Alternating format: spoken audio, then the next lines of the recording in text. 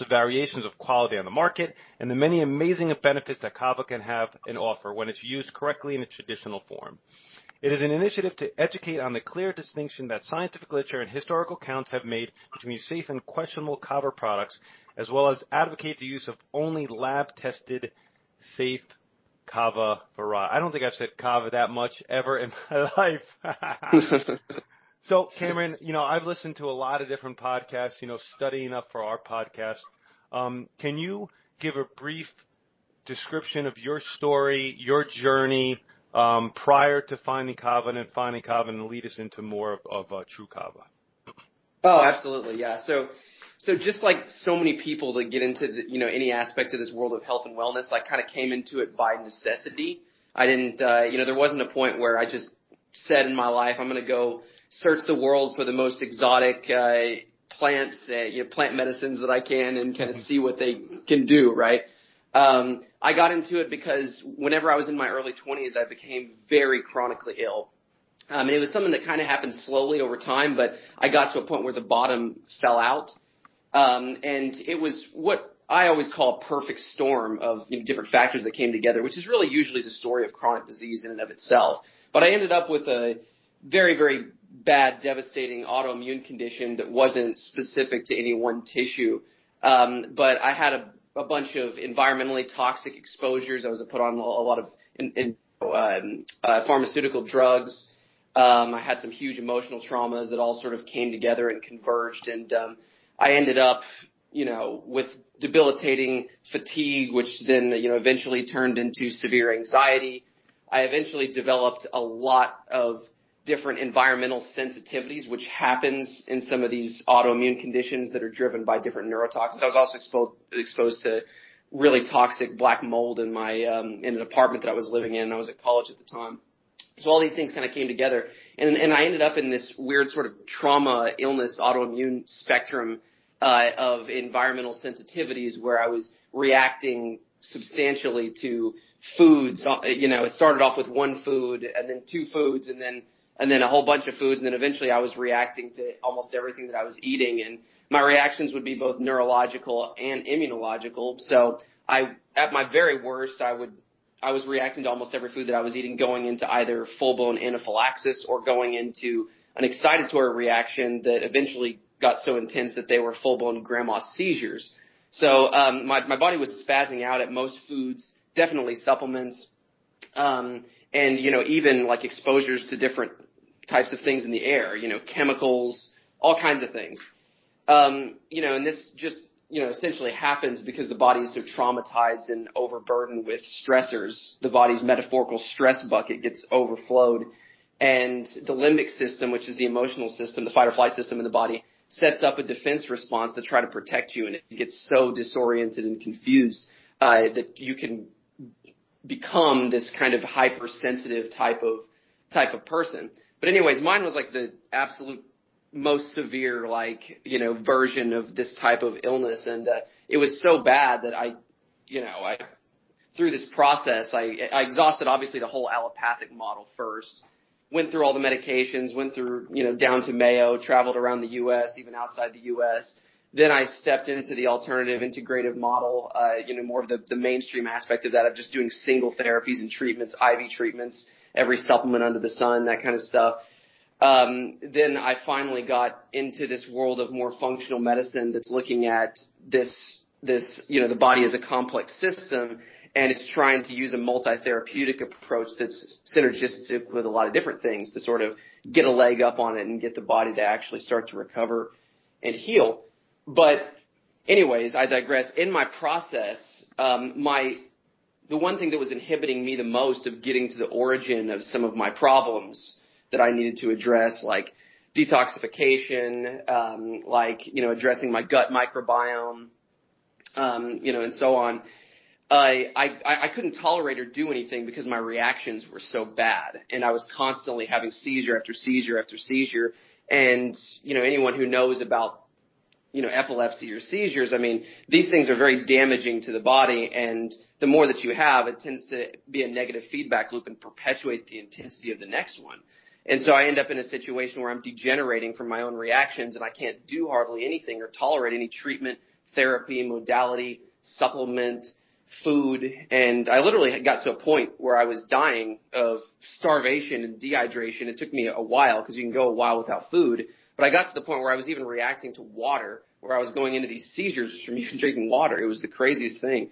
So I had to get a leg up on my somehow to get my reactions to go down so I could start doing some of the things that were actually going to turn the tide in my favor. And at this point, I had actually found, a network of doctors that I eventually got my life back through and, started working with a gentleman named Dr. Daniel Pompa, and he's sort of in this realm, and he's actually part of this project now. We got together and, he and I were working together. He was coaching me, and we couldn't get a leg up on this process. So we're trying to find a way to get my reactions to calm down enough to where I could tolerate some of these things. Just any of the strategies that we were trying to use. And at the time, the only thing that I could tolerate to some degree were like benzodiazepine drugs in high dosages, because I would react to the drugs, but if I take a high enough dosage, the inhibitory effects of those drugs would kick in. These are drugs like Xanax and Klonopin. They're very highly addictive, very toxic drugs that work in the short term, but lead to dependency and withdrawal symptoms and all these negative kind of things. So I knew that it wasn't a sustainable thing, but also I could take high enough doses of the drugs to where when the drugs would kick in, they would neutralize my reaction. I would be able to tolerate things for the half-life of the drug. But I would get tolerance to them so fast that it was sort of like, I couldn't sustain that. And I knew that if I got addicted to these drugs and I downregulated my inhibitory systems even more, that were the only thing that was protecting me from a lethal seizure, then my body would eventually ricochet in the opposite direction in the withdrawal, and my seizures were already so bad that it was gonna kill me. I mean, it was, so it was a very dangerous situation. So I could do that temporarily with the benzos, but it wasn't a sustainable thing. So obviously that led me to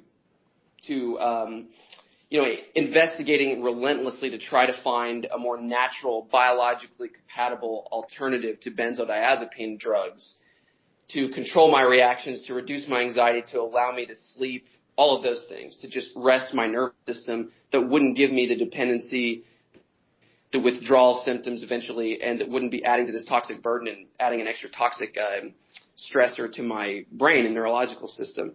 And I scoured the literature. I was working with Dr. Pompa at the time. I had already spent years, scouring medical and scientific literature. I was always prone to that kind of thing. I'd spent probably 8 or 9 years doing that to try to find answers just to my whole process, my whole disease process. And I had already been down this road, and I sort of knew some of the all-star plant compounds, obviously hemp and CBD and, medical cannabis, and then even some of the much lighter ones, the valerian, the chamomile, the lemon balm, all of those things that most people who have tried to find natural alternatives to anxiety have tried. The amino acids, GABA, taurine, theanine, tryptophan, any of those, and tried to find, different supplement stacks that would work. But I needed something stronger. I mean, using a lot of those supplements, with the exception of medical cannabis, which didn't work for me at all. It just made me far more anxious and paranoid and didn't tolerate it well. All of those things that I just named were just not strong enough. They were kind of like trying to, take down an elephant with a BB gun. Like, it's not like that they're bad. They're very, very good. But, the effects are very subtle. And for healthy people, those things can be very effective. But for me, I just needed something a little bit more. So, anyone who's researched anxiolytic plants or plant compounds that calm the nervous system or modulate the nervous system eventually comes across kava, usually in their reading. And you'll read a lot of things that we'll talk about here in a little bit.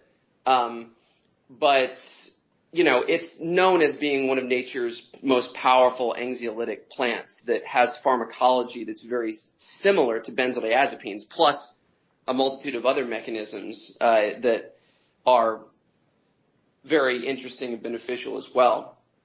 But I had actually tried kava, or what I thought was kava at the time, which ended up not actually being real kava, and didn't get hardly any effects. I mean, the effects were just in that sort of range of all those other plants, the valerian and the chamomile and things that I just named, passion flower.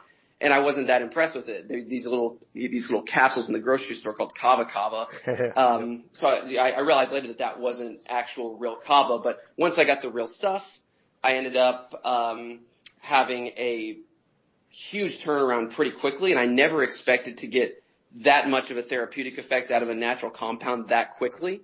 I was totally blown away by it. It took, a few weeks of taking it. But long story short, I was able to get off of my benzodiazepines within 2 months, which is totally unheard of because I'd been on them for an extended period of time. And normally it requires a year to year and a half taper minimum to safely get off these things. So I was amazed. The doctor, Dr. Pompa, who I was working with, who was, like I said, guiding me in cellular detoxification and a lot of different strategies. He was blown away by it. He has a network of doctors, of thousands of doctors across the country, so we started trying it on some of the other patients. I was sourcing the kava and had the same profound results with a huge percentage of them. So we both got really excited about it. It led to years later where I decided to source this kava and put it in a more palatable form for people to tolerate and, to make it available because I realized that didn't exist. I had to use something that was very hard to prepare and all that stuff. And that brings us to where we are today. So. Yeah, so then let's start talking about the difference a little bit. So give our audience the traditional version. I know you get this powder with lots of fiber, and you got to kind of mash it in water and you drink it. And then there's the micronized version, which is a little bit easier, where you mix it, and then now all the way up to your version, which is in oil, dropper form, simple, easy, taste good. How about running through those so people get a little bit of an idea of all the different types of preparation, historical preparation, a little more modern, and all the way up to Tru Kava and to Kavaplex? Oh, yeah, absolutely. Well, and just to retouch on this again, I know that I mentioned that kava is anxiolytic and stuff, but just to give people a little bit more of an idea and context of what kava actually is. Yes. So just like I said, it's an anxiolytic or a powerful anxiety or stress relieving herb that's from islands in the South Pacific. So it originates in islands like Fiji and Hawaii, but really its longest stint of use is in an island chain called Vanuatu, which is right off the coast of Fiji. And it's this plant, and it's this shrub-like plant that grows about 3 meters high with these beautiful heart-shaped leaves. And the roots of this plant are traditionally prepared as a drink by, chopping up the roots, drying the roots, or taking them fresh, putting them inside a strainer bag or cloth and squeezing them out in a bowl of cold water for 30 to 45 minutes to release this full matrix of active constituents. And it's been traditionally used as a drink that's been used for 3,000 years in these islands, in Vanuatu, and almost that long in Fiji.